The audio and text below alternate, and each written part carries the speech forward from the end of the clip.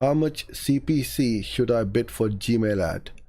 How much should I set the default CPC in an ad group for e-commerce website?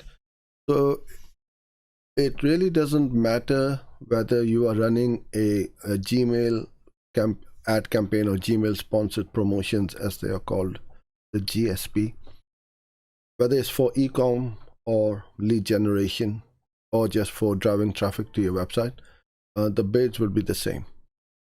So that doesn't change. Gmail ads, in my opinion, are one of the best ads which very few people use to their advantage to drive traffic or conversions on their website. Very few people are using Gmail ads, so the CPCs are pretty low.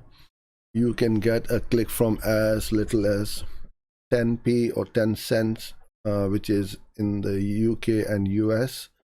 I don't know much about other currencies, but it will be equivalent to that.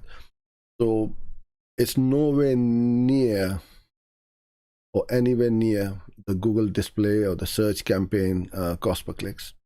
They're extremely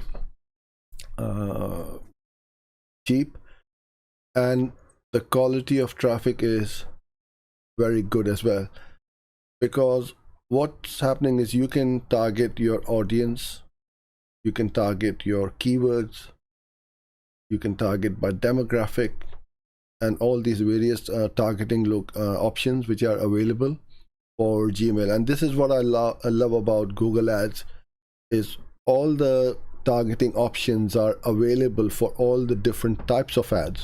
So you've got your search ads, display ads, video ads, Gmail ads.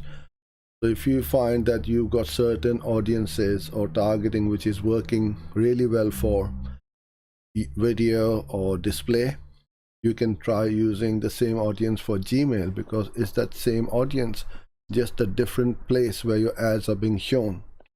So I would highly recommend you give it a budget, $5 to $10 a day, test it out and see how it goes.